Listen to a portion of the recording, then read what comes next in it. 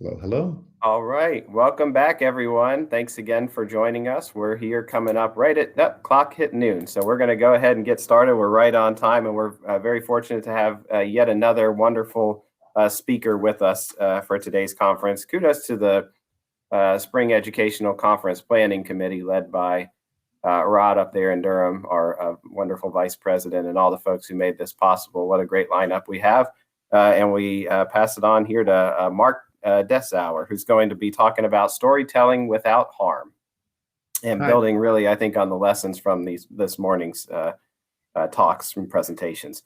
So Mark serves as vice president of the learning team at Spitfire Strategies and has worked with early childhood advocates to develop a messaging framework and training for adverse childhood experiences on behalf of the Kresge Foundation and Doris Duke Charitable Foundation.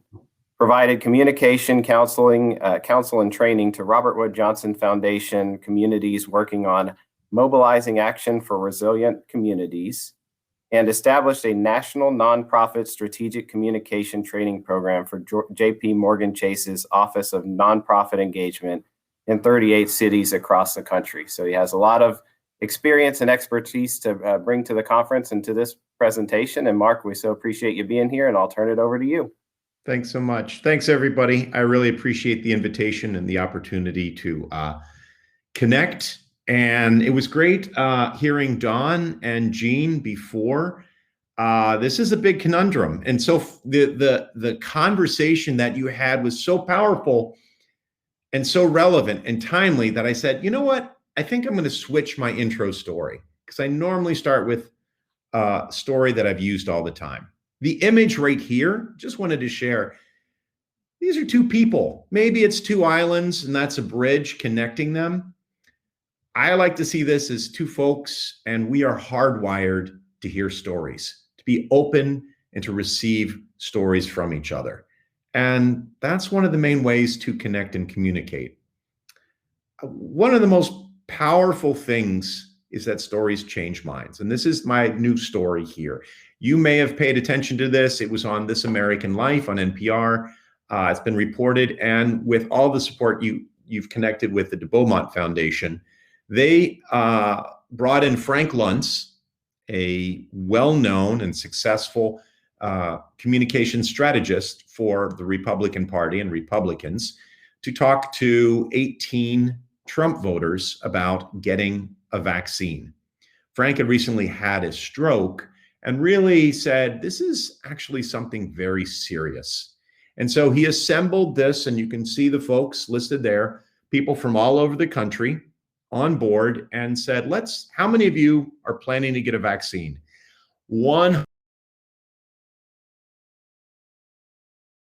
Vaccine hesitancy.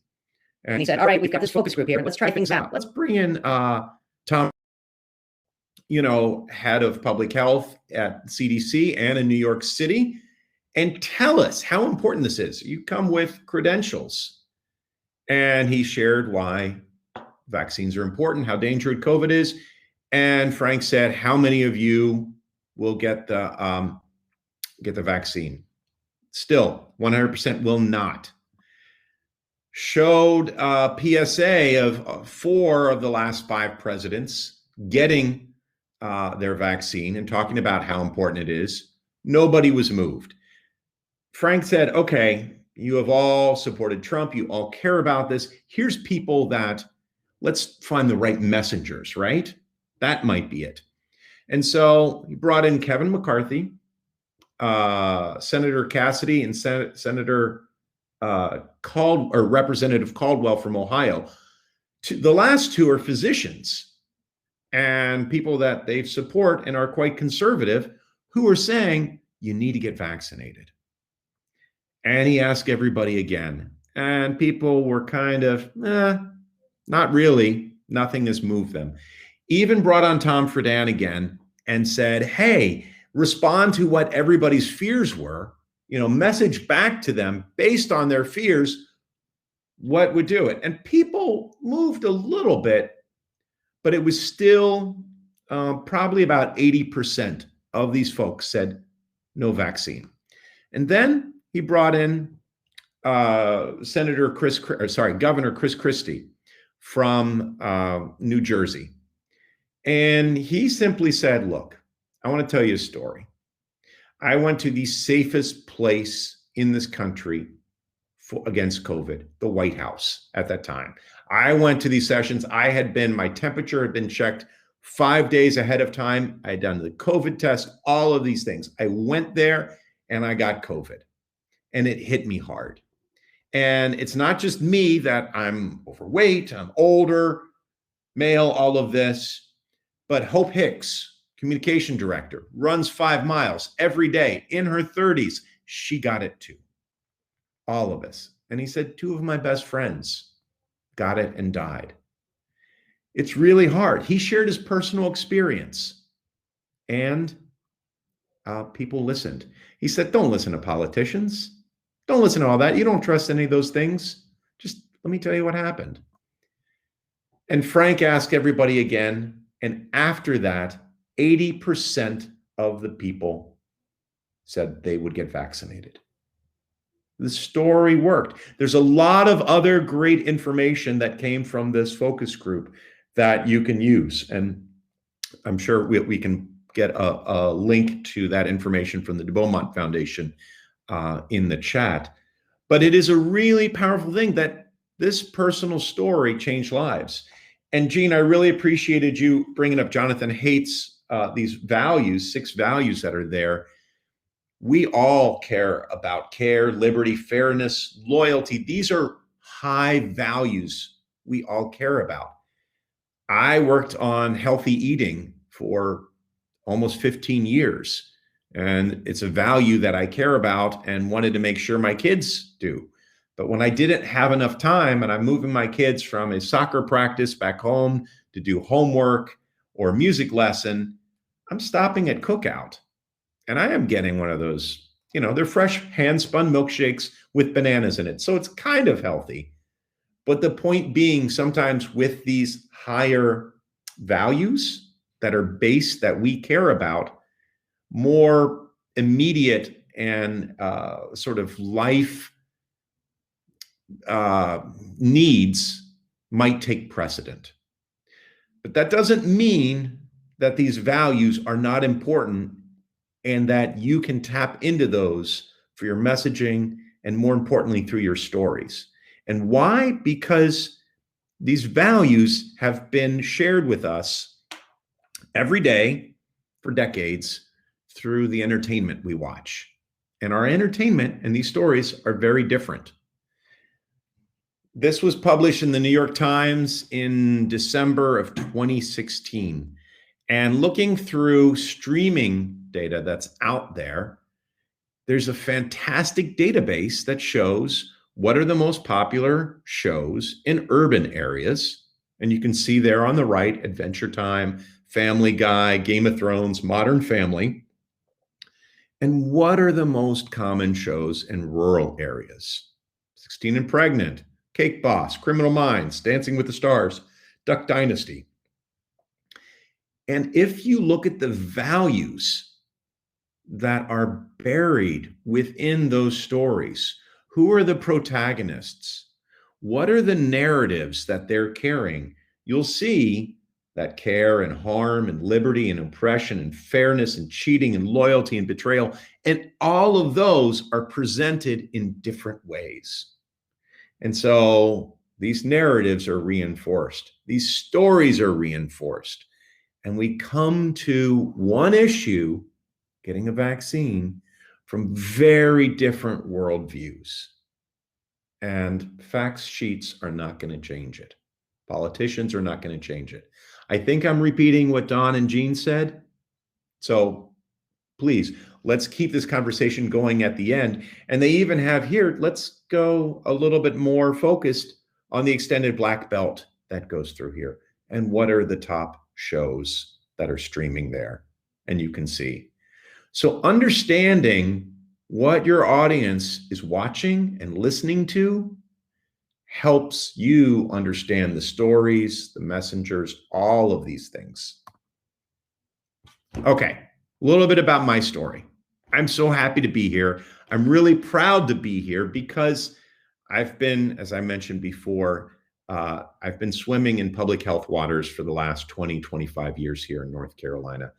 I started with Active Living by Design, which was a national program of the Robert Wood Johnson Foundation, located at the Gilling School for Global Public Health. We were over in Southern Village and was there for 10 years. It's now Healthy Places by Design and filled with fantastic people doing great work. I was honored to work there and be part of that program. I moved from that to run communications for Blue Cross's foundation here in North Carolina for almost 4 years, and then moved about 5 years ago to Spitfire Strategies, a strategic communication firm out of Washington, D.C. that focuses almost 100% on foundations and nonprofits. As the introduction stated, I've been working with JP Morgan Chase, but only helping their nonprofits in 38 different markets across the country, helping them train to do strategic communications, storytelling, and elevator pitches there. All of this is to make our world better. Communications, as you've heard through all of this is how we get stuff done. We want to move the needle on something, it comes down to connections, that relationship and communications. And one of the key things to all of that is stories. So Dawn mentioned that up front, had a lot of great points in there. Jean, you mentioned it too. What do stories do? You all know this. Stories make sense of things. Our ancestors would stare up at the sky. We don't know what's up there. We don't know what's out there. These are data points, right? What did they do when they saw these dots in the sky? They made connections. They connected the dots into stories. And these stories that they wrote in the sky to make sense of the world reflected what's happening down below. We're programmed for this. We use stories to make sense of the world. Because if we don't have the lived experience, we listen to others to learn. Same reason why you slow down on a highway to look at a car accident. You want to know what happened. You don't want to go through it, but you want to know what happened. Stories are like that. We use stories to connect people. So too often in our communities, whether it's in Durham, whether it's in Buncombe County, any of these places that's here, we hear about things happening, whether it's a food drive that's out there, whether it's crime, whether it's education stories or families in need. And what we need to do is make those connections, create our own constellations of things that are happening in our community to make sense of what's going on. Public health departments collect so many data points. And it is a really key thing to say, hey, when you do your community health assessment that's there, we're able to tell larger stories based on what you've heard. This is what's happening. I volunteered for the one here several times in Durham, and just listening to people's stories after they filled out the form was incredible. So we use stories to share emotions. Whether we're applauding all of the health workers and essential workers every night at 8 p.m. as they're coming back or going out and making that noise and share our joy there. It's important to get that. We use stories to build credibility. Spitfire works with the Innocence Project, and they can say, we've released so many people off of death row in the last 20 years. But when they can talk about Richard here, who was on death row for 30 years and released, and what it took to get out and what his life was like after, that builds the credibility behind the numbers that's there. How many of you have seen Blackfish? If you know this documentary, it's about the abuse of sea mammals, about orca whales at SeaWorld. And because of this highly regarded documentary, SeaWorld, and people saw it, those stories got out. And SeaWorld lost business, and they had to lay off people. And they decided to say, you know what, we're not going to make these orca whales jump through hoops or train anymore. We're going to work on environment and saving beautiful sea creatures and helping restore their health. And that would not have happened without the story getting out there. We still might see something here about tigers. Not sure, but I think many of you out there, you can raise your hands. I can't see them, but you can raise your hands. How many of you saw Tiger King? So tigers seem to be a secondary story to the humans, but hopefully we will see some change in how large wild mammals are bred, regulated in this country. Stories make the invisible visible. The entire Me Too movement comes out of stories.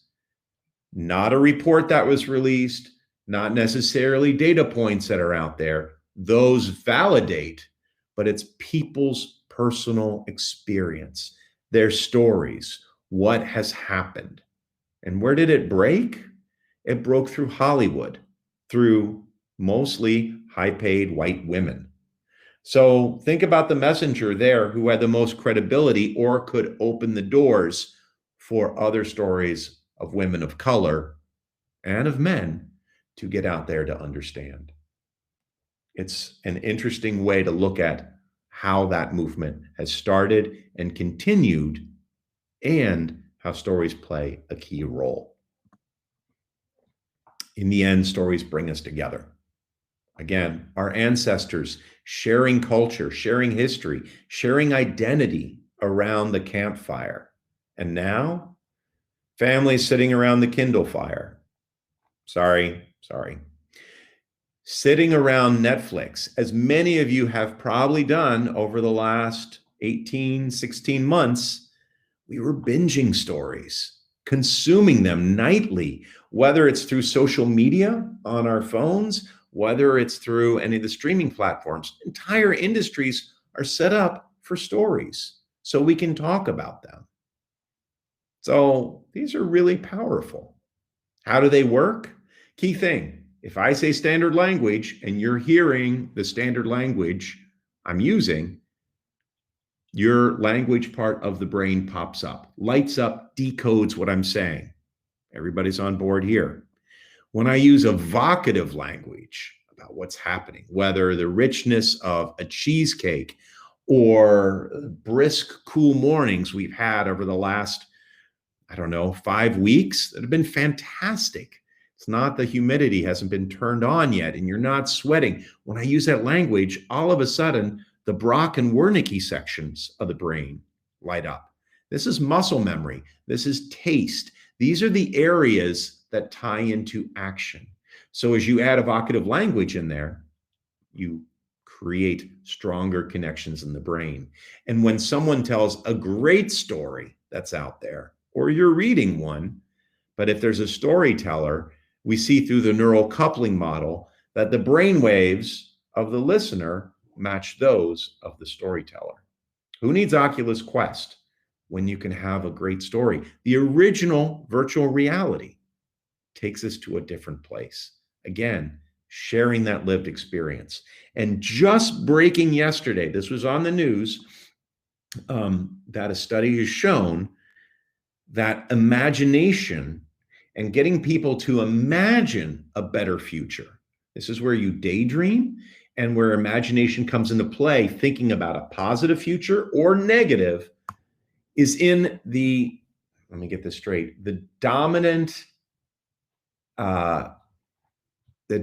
mode of the brain, meaning when we're not processing something in the background, this is where imagination sits and goes to play. And so if you can create that future story, and I'll come back in a bit, about how our communities in Vance County, in Warrenton, anywhere else, that this is what it could be like and it's positive, those things play in the background and allow people to just swim in it. And that's a way to help move them toward that better future. I used it when I was at Blue Cross to demonstrate impact, decreasing BMI, passing policies. If anybody has a good picture of policies being passed, please send it my way. It's not It's not really visible. Money raising, improving A1Cs. But even though I had these stories about this, getting one quote, one sentence written out in the child's language makes a huge difference. If you read this right there, this one sentence is almost a story, and it can demonstrate impact. So, stories are powerful. We are programmed to hear it. Let's use them, right? Well, it's important to know that even though stories are powerful, they can be used to reinforce harmful narratives, bad frames, pigeonhole people, stereotype, even control. And just, Gene, just as you said, how we look across to someone else who might have a different political idea, and they have stories about who you are, and we have stories about them, but it's not the definitive story. Let's go deeper. What do you need to do in public health? What do we all need to do? This is what we say at Spitfire: strategic storytelling. Understand, we don't want a bullet point. This isn't the ... elements of a story that's there. We don't want a news story. What are the key elements of a news story? Who, what, where, how, why, and they all need to be in the first paragraph. And why do they need to be in the first paragraph? Because people are not going to read the entire story. You've heard the phrase, don't bury the lead. That's because you need to get it out there. But if you read that, does that bring someone along? It's basically information packaged in a different way. So move beyond, when you're telling stories, move beyond the news story. And maybe you need to retire that one story that you've been using for the past 7 years about that kid who had the lemonade stand. This is the one trick pony story that we all use, that success story. Well, that kid, he's already graduated from college. He's on his second job right now, but we're still telling that old story. So something I did at Blue Cross and at Active Living by Design, we really tried to select what are the 10 stories we're going to tell each year. You don't need 30 stories.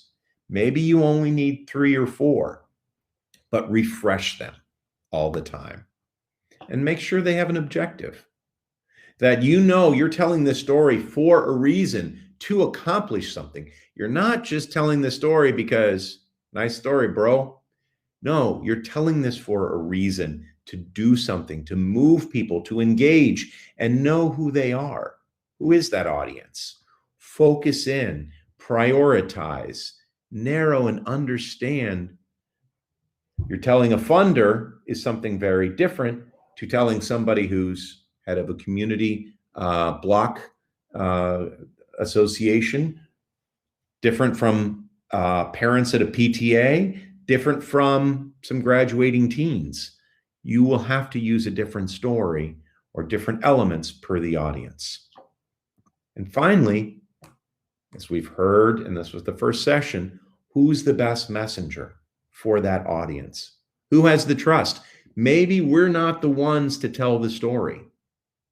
We might be collecting the stories. We might help write them, but maybe we're not the right person. Who's the best messenger for this in the community? And Dawn and Jean both had fantastic elements of that. And we'll talk a little bit more about who's right. So what kind of stories can public health departments tell?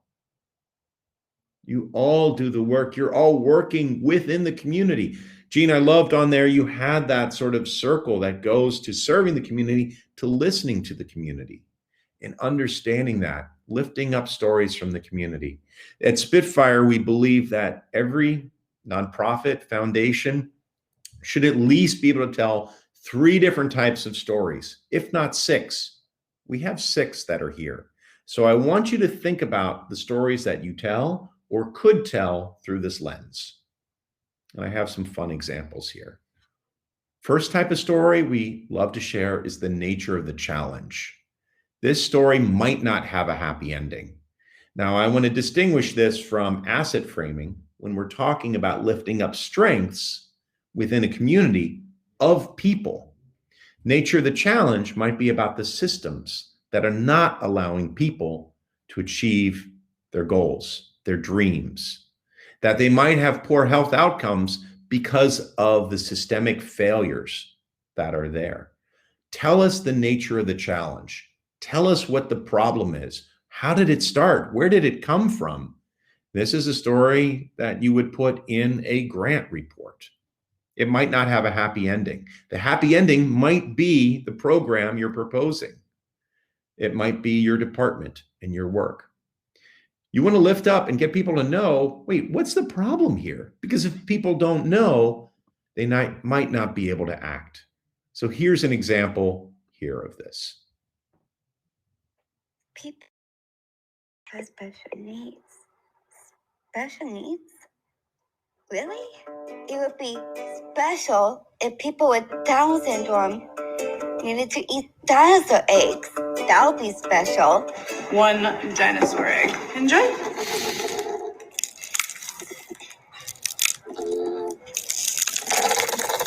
You were totally right about Lindsay. If we need to wear a giant suit of armor, that would be special. I got a condo in Manhattan. Baby girl, what's happening? So gonna get to clapping. Go pop a phone. It would be special if we needed to be massaged by a cat.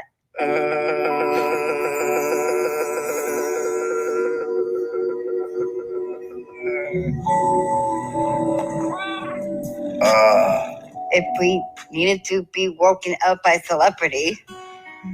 Wakey, wakey, eggs and bakey. You may know me from Scrubs or Office Space.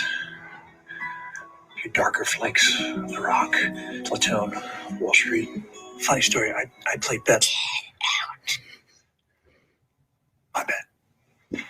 That would be special. But what we really need is education, jobs, and opportunities, friends, and some love. Just like everybody else. Are these needs special? You can see there that is a great example of sharing what the challenge is, that these misconception about what special needs are, and helping redefine that helps you see how you can help in a different way. There's the origin story. I worked with Woods Hole Research Center, and George Woodell started this all based on Rachel Carson's work.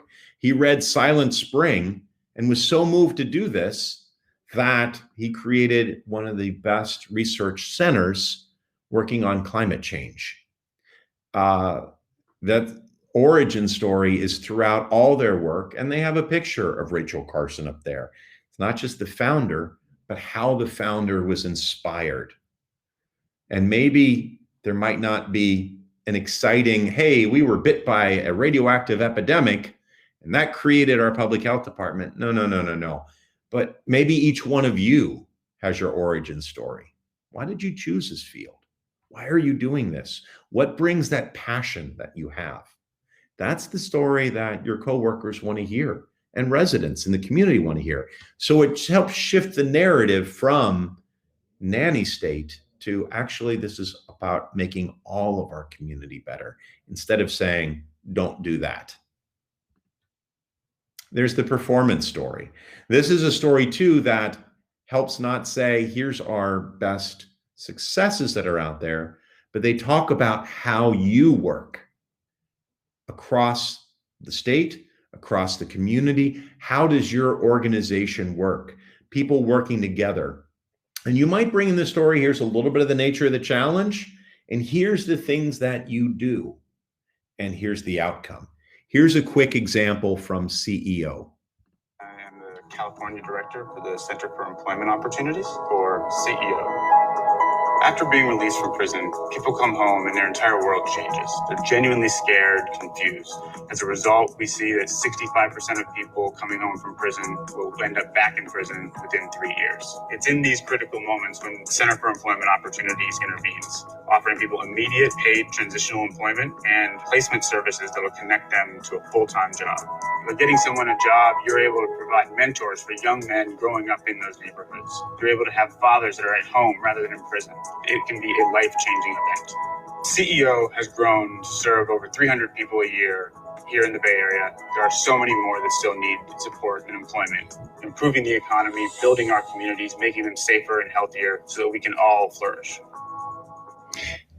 So you heard in that, he talked about what the problem was, and then all the things that CEO does to ensure success. It's not the success story of individuals, it's what they're doing. What's your secret sauce? You might have something very different from other communities. Then there's the where we're going story. This is the story that is fiction. And if you remember up front, I talked about this new study showing the imagination. This is when we get people to look forward. And we can talk about the values that we espouse and here are the things that are important. But if you can paint a picture, what would it look like in Fayetteville? What would it look like in Gastonia, in Shelby, 10 years from now, if everything goes right? Paint that picture. This is what brings people on board. So when your public health director walks out and is speaking to external groups, this is the story you need to share. What if you were able to change and move the needle on all these elements? You got the grants, you got the policy change, you've got the behavior change. What does it look like? And that gets people excited and really ready to come on board. Not the vision that, hey, by 2030, we're going to have a fully engaged community with 100% vaccination and everybody living their fullest life. Not enough. Paint that picture. Many of you might have heard of the Anti-Defamation League. Many of you know from their name that they're against defamation. But what could an alternative future look like? This is the video they created for that.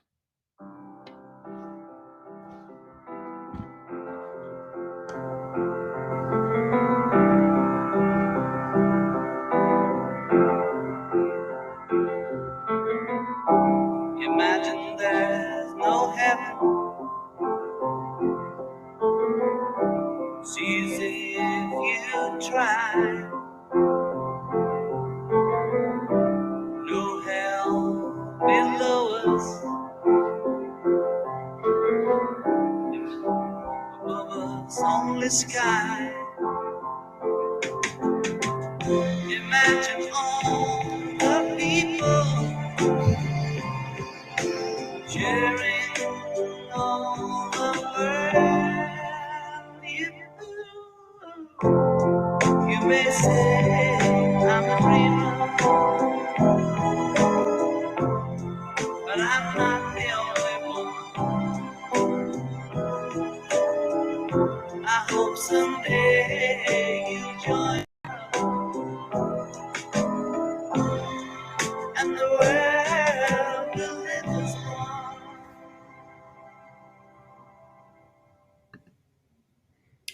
It's a very powerful video and offers a very different view of what could be. You can do that too. And I think some of those stories, where we're going, the vision stories, are some of the most powerful. We often, when we tell stories, when we have them, are emblematic success. Those are success stories. Hey, we all recycle. Here's what's happening in the community. These are the ones that, when done well and responsibly, they're really powerful. They're about the community that you're working with, and you learn their success. These stories come from We Power in St. Louis, a group that we work with that builds community strength and helps train people for leadership within the community. And these are some of the examples from their website. But just reading that intro really can share what are the flavor of their stories that they keep sharing. Very powerful work that they're doing. The last one might be more internal. And this is what you might have at your annual retreat or even at a larger event like this. This is where we made mistakes. This is when things did not go well. And what can we learn from those? And I think these are really powerful stories. You see some of the fail fests that go on. There was one held 4 or 5 years ago at Full Steam Brewery here in Durham with we had many heads of foundations and heads of nonprofits talking about where they made the wrong decisions and they made mistakes. And it was a very powerful event to bring people who, it helps break apart the power dynamic and allows people to really listen to each other. So that might be something also good for your organization. So these are the 6 types of stories we feel most groups should try to have, if not just 3. So think about those when you're thinking about the stories you need. But now, part of this too is telling what makes a good story. How do we know it's good? I told you the different types and why they're powerful, but what are the elements? Number 1 is character. When you tell a story, you need to have the audience invested in a person. When I worked for Active Luna Design, our original director, Rich Killingsworth, was allergic to names and real stories. And he would say every time, well, Joe Public and Josette Public were out there. No reporter, no media outlet would cover that, would quote him on that, would write it down. They're made up. We do need to protect people's privacy, and we do not want people to be the face of the epidemic, the issue, the challenge. But you can change names, protect privacy, and it's not just a name and a face. Tell me about Malala. Not just Malala wanted to start a school or go to school in Pakistan and was attacked by radicals who were against that. It's about what her dreams and aspirations were. It's about what life in the village was. It's about what her father did, what her mother did, the support she got from her brother. It's about the peers. So when you tell a story, the most important part is setting that stage. That gets us invested in caring. And caring, what does this person want to do with their life? What do they want? And then you go next. What's the conflict? What is stopping them from doing that? This is the narrative arc that goes in a story. There's a person who starts there, they're moving up for a conflict, and then that's part of the plot. They leave Kansas, they get to Oz, and they have challenges with the Tin Man, with the Scarecrow, with the Cowardly Lion. These are all ways on from that end. And then you get to that resolution. What is the main point that you're trying to do? How were things resolved? Did Humphrey Bogart tell Ingrid Bergman to fly back to Europe and help save Europe from the Nazis? Or to update this for more relevant audiences, did Rose leave room on the door for Jack? We know there was room on there. We know. The point being, there has to be a level of resolution at the end, and then have that call to action. I'm telling you the story because we want you to do what? Get a vaccination, sign up, volunteer, wash your hands. What is that call to action that is there? Have one central point to the story. If you're trying to sneak in 3 or 4 points there, then you really need 3 or 4 stories. Beware of the broken person trope. This is when that person who was homeless and addicted to drugs and opioids came through our program, and now they're running their own nonprofit. They have a house and a dog, and everything's wonderful. We just took the agency away from that person. It's not about what they did. It's about us. And we have to step back from that savior complex and really understand, how do we remove the barriers to allow people to be their best selves? And one of the last things there, show, don't tell. You might recognize this, maybe, yes or no, as a famous painting. It's a digital representation. It's Van Gogh's Starry Night. But in Van Gogh's Starry Night, he has 6 stars there. He has 2 trees and a few homes. He only used the bare elements to create such a rich story. We don't have to say everything that's there. We don't have to mention every star. So that's part of the key details that's needed. So here's the elements. Upon a time, what happened, that moment of truth, and so what? This is very different from a news story or a report. This is what we're used to hearing and what brings us along. When you ask your kid, hey, how was school today? And they say, it was fine, turned in my homework, got a good grade on the test, had lunch with friends, came home. That's not a story. That's a sequence of events. And so something that I'm quite proud that I've stolen from public health, I ask my kids, what's the best thing that happened at school? And then I give them the delta. What would you have done differently? What could you have changed? And if they had that magic wand to change something, then you hear about the conflict. Then you hear about what's really happening. That's our plus deltas. I know I do not put up a whiteboard or have a flip chart for the kids every night. I want you to know that. Just be clear.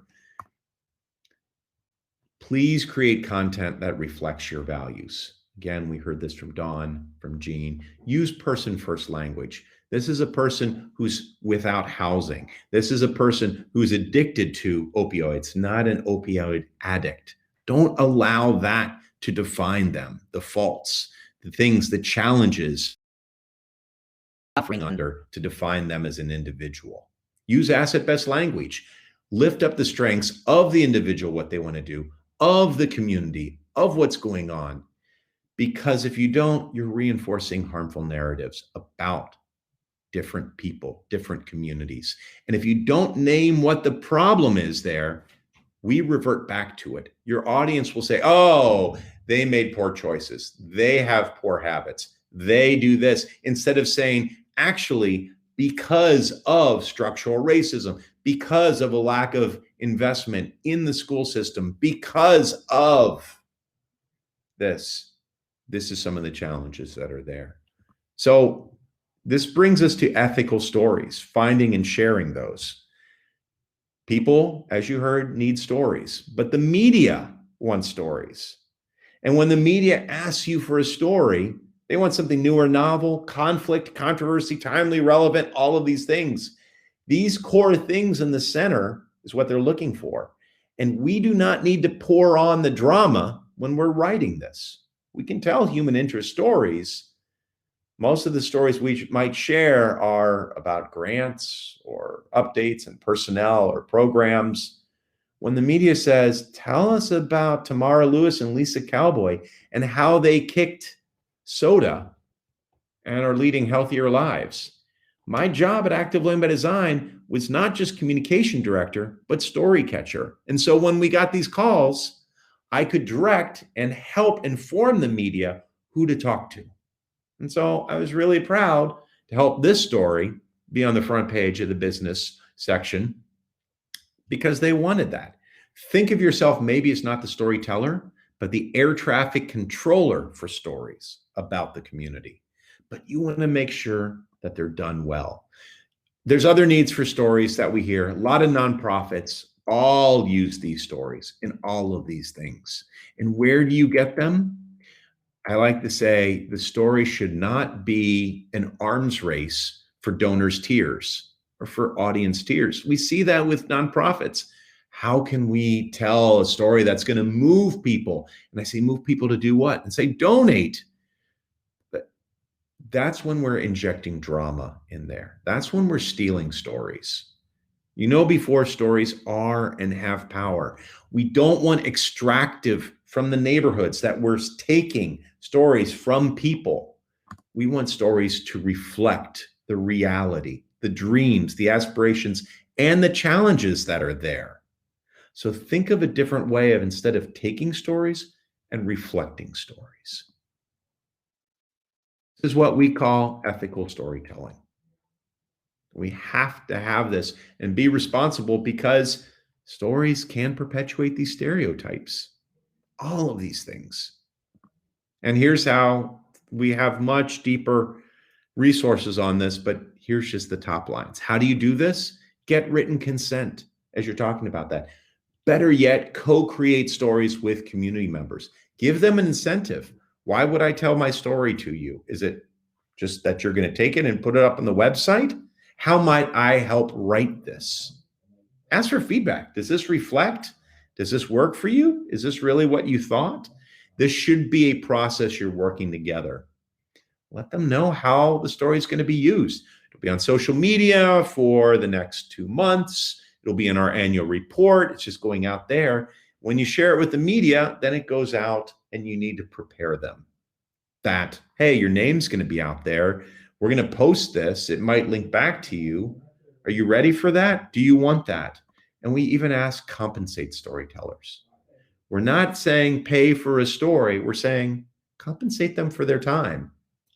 Give a gift card for groceries, cover transportation, give them skills and even a certificate. And if you take a photo of them, maybe have the photo framed and put up and given so that they can have it at home.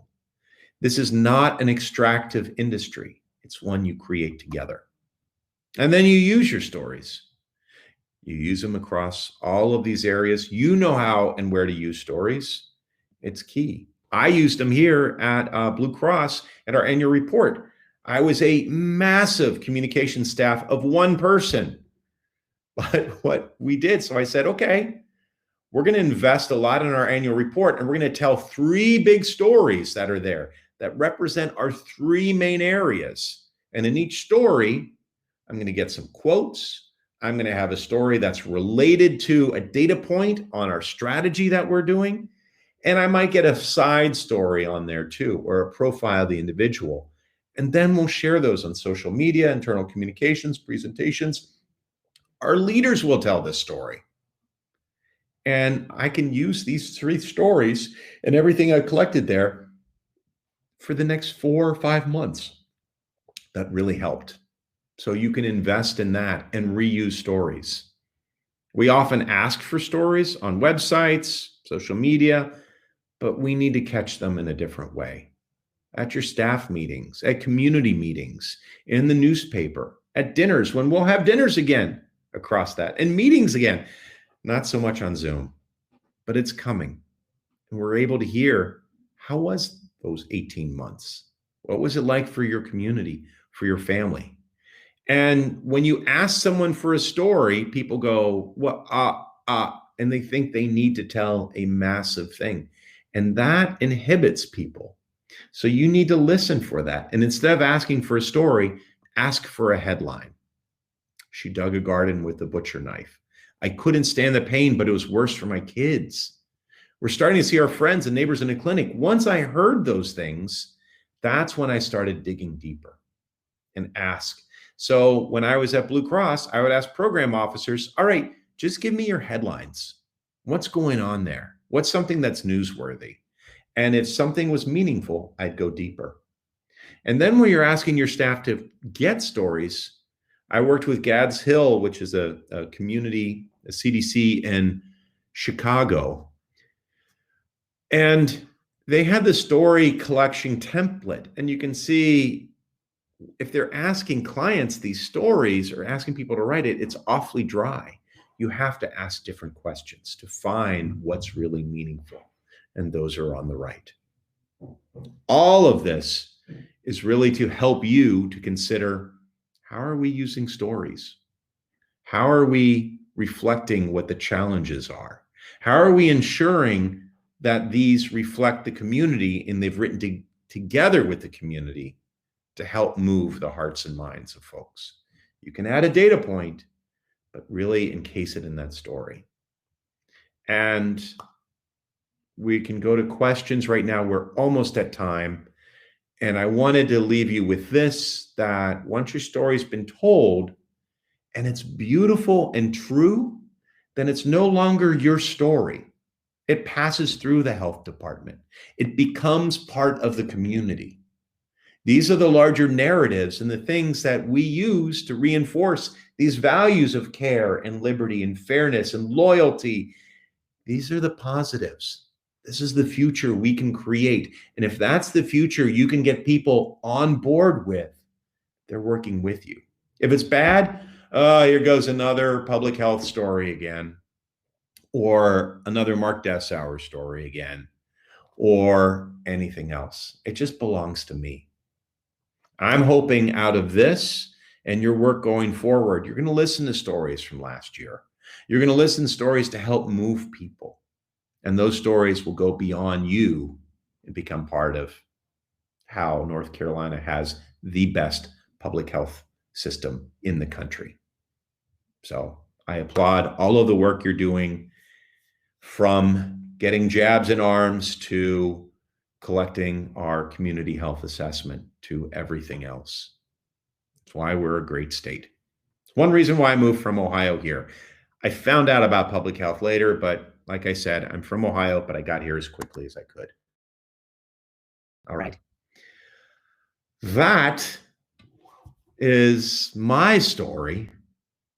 And how are folks there feeling? Questions, thoughts?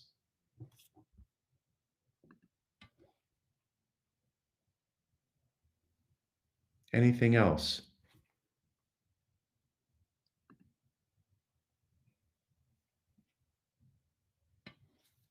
Thanks, Crystal and Rod, for the video. Yeah, super powerful video from Anti-Defamation League.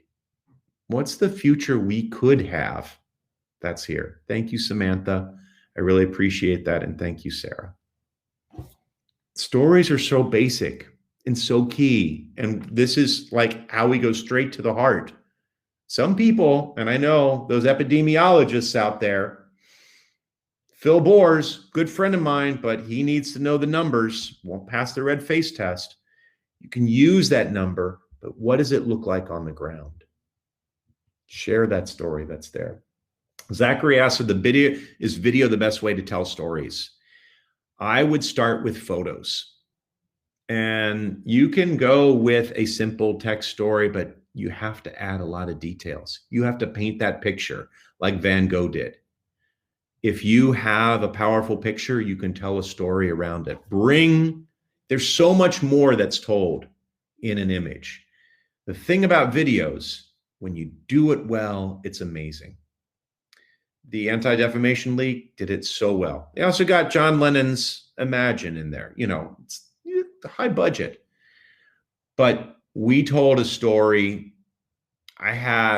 I worked with a graduate student at UNC Chapel Hill, and I'll find this link and I'll share it with Kim and folks there, about 3 food stories in Candor, North Carolina. And we spent maybe $1,000, maybe a little bit more. This is for the Healthy Kids, Healthy Communities grant. And it was so powerful. But of course, if you do a story that takes 5 or 6 minutes, then who has that time? That's like reading War and Peace or a huge James Patterson novel that's there. We need 30-second stories. We need maybe a minute stories. And you can do that. But so yes, everybody's communicating with video. My 18-year-old has 70,000 followers on TikTok. Those are all little stories that are told there in little bits. Start with a photo, start with the story and see. I will share that that Candor story. It is heartbreaking and amazing about stories. About food and how the community uses food and what happened when the highway moved away from there. And that was the peach capital. And how are people not knowing how to cook like they used to? And how hard is it to drive so far away to get fresh fruits and vegetables at the Walmart because grocery stores downtown are gone? So I leave you with that. All of you tell great stories. All of you know a great story. How can we make this a part of our work in public health? As you're the ones that are checking the pulse of the community. And what's happening in Durham, what's happening in Bladen County, what's happening across there. Oh, and for another great story, there is a podcast is another way to go deeper. So if you want to take a story and go deeper, there is from the New York Times and Serial, the podcast Serial. They spent a long time in Bladen County. It's called the Improvement Association. And if you want to hear a 6 or 7 part series on some of the election fraud that's happened recently and what's been going on down there with the Black community, trying to keep together as a voting bloc and trying to get representation. That's an amazing story told over 7 episodes. The Improvement Association, it's a podcast from the New York Times on Bladen County. And I was very fortunate when I first moved here, I got to work with Delilah Blanks, who was a county commissioner down there. And I got to hear her voice. She's passed, but it brought back a lot of amazing memories from great people. So I encourage you all to listen for more stories, tell more stories. Thank you, Gene, always that you've backed up with epi or lab data, that one data point, and then show what it means in real life. Don't put 5 data points in there. You need 5 different stories. Happy to take any other questions or give you 4 minutes to check your Instagram stories or email.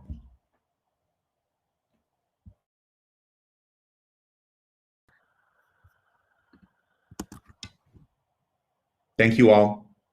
I live here in Durham. I'm really proud. I've been here since 2000 and I cannot crow enough about North Carolina and everything else to my colleagues in DC, in San Francisco, Delaware, Denver. Very happy to be here. Michael, is there anything as a follow-up? Do you have a happy ending to add here?